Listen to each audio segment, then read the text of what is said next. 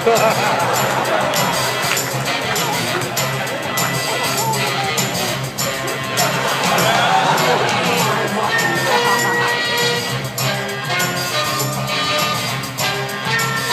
ain't got time to give you the details right now, but it's very, very, very, very, very, very, very, very, very, very, very, very, very bad.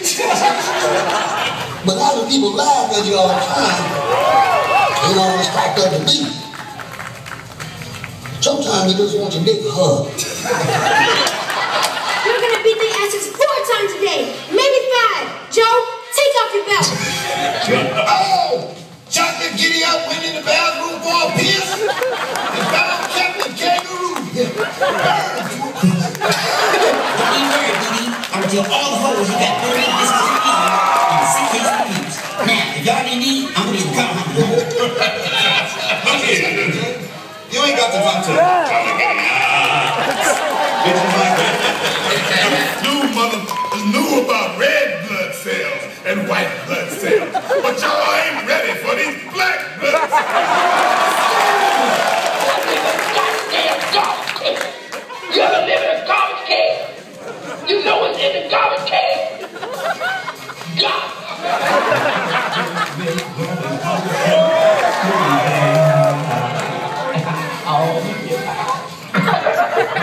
Go ahead and go back to Earth.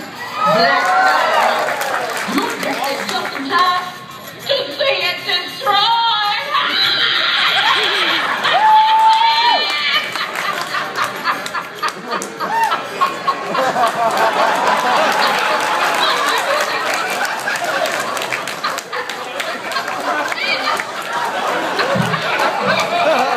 You and me are one. Let the man put us against each other. Put your smiles on the train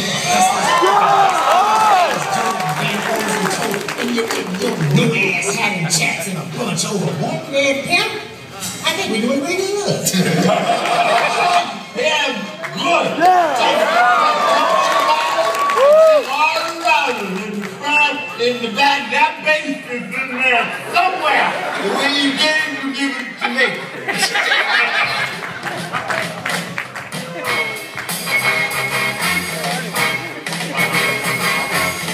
You ain't got no life. You know that. Get out my face. You know, they say, why are you doing this? This is the most cold-blooded shit I could come up with.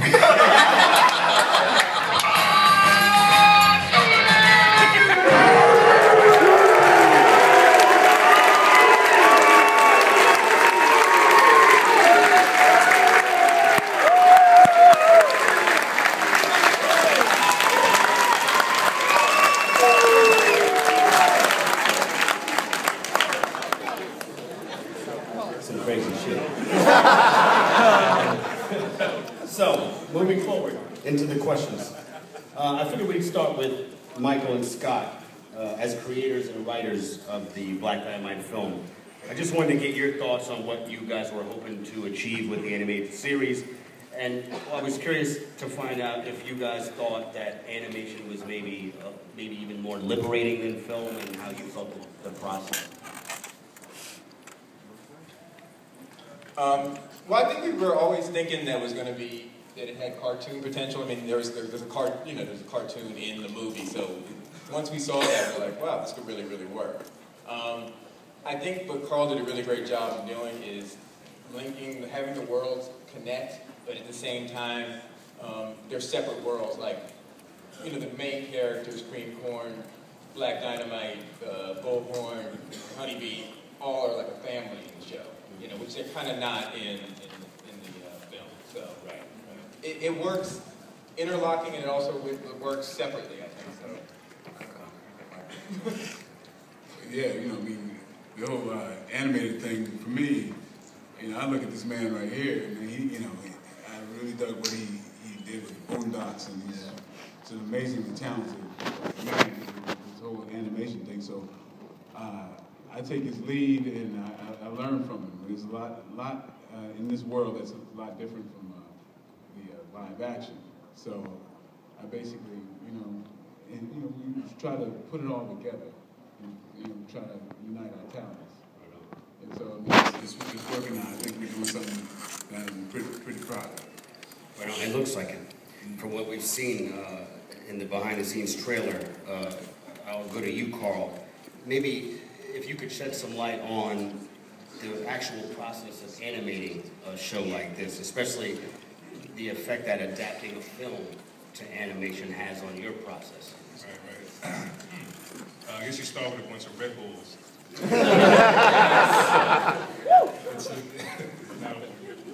But no, I mean, it's a time-consuming process. I mean, you know, the toughest part is actually figuring out the stories. You know, I mean, you know, it's one thing to be funny, but like this is a show where you have very intense plots and you also have a lot of character stuff. So, you know, it's trying to find that perfect balance so it's not just, you know, so serious in tone, you know, because of all the fighting and the action, and balance it with enough comedy and enough character motivation. So, that's really the toughest part of it. From there, you know, it goes to the storyboard artist, and the storyboard artists, you know, hopefully they laugh at the script before they start. And then, you know, it's the characters are designed, and you know, we send it overseas for main production, which is a studio called Don Wu, who we actually work with on the Boondocks. And then we wait for it to come back and hope the shit looks good. You know, that's pretty much it. You know. Right on. I mean, the voice acting too. And I guess all of the main work is being done. I saw you were at Titmouse. I guess that's where most of the Titmouse Animation. So, you know, because I worked with them before on Freaknik the Musical, and you know, they got several shows that they've done with Adult Swim, and they're just a great studio. They got a lot of talented artists, and they, you know, they understood what we were trying to do, and I mean, it shows in the pilot. I mean, wouldn't you all agree? Like, shout out to Titmouse.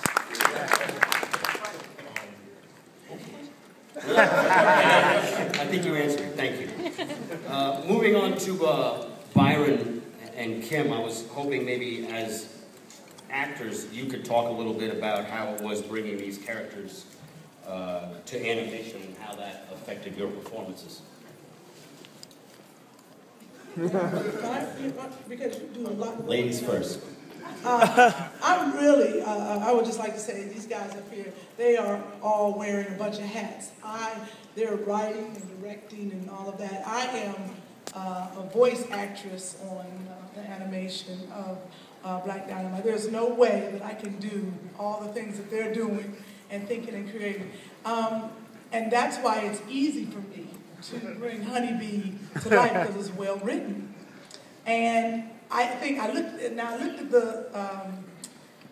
the shot of me. I wasn't as animated as everyone else. So when we go back to work next week, you're gonna see me like Reverend Wilson. I'll be like, oh, Black Dynamite!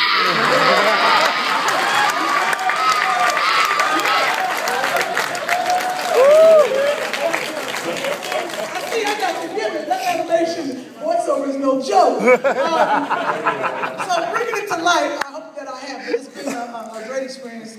It's funny, and when it's funny, you can go in the booth with no makeup on, no drawers. I mean, I've had a good time. Sounds like Byron? Ditto. Easy enough. I was curious about, there are so few African-American run shows on television, and you know, knowing some of the material you guys are getting into here, I was curious because there's obviously some sensitivity to this kind of satire, especially in the African-American community.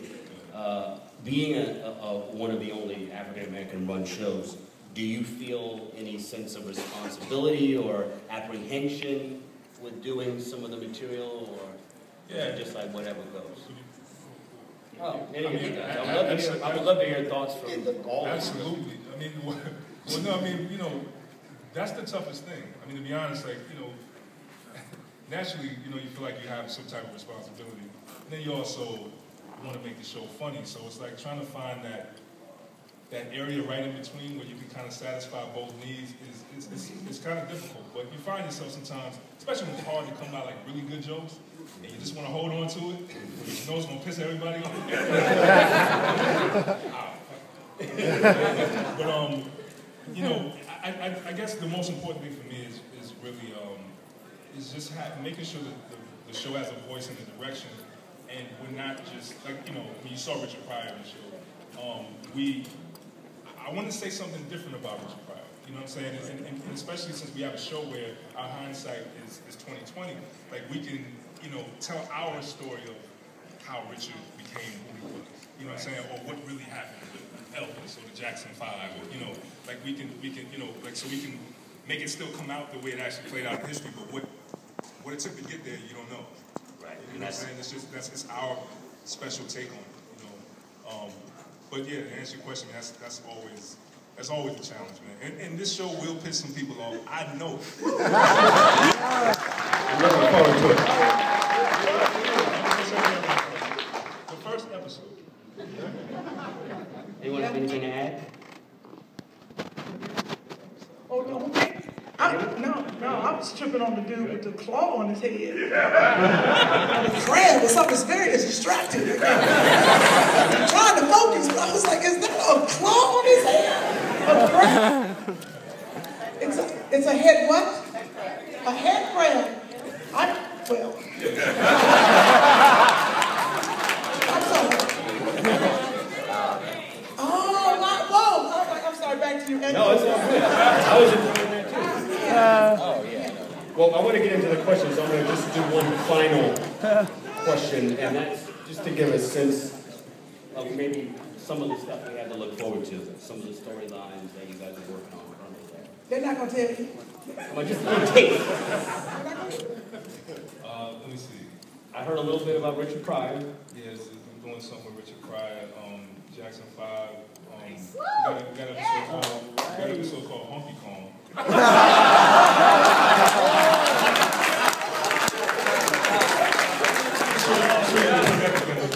It's our King Kong story.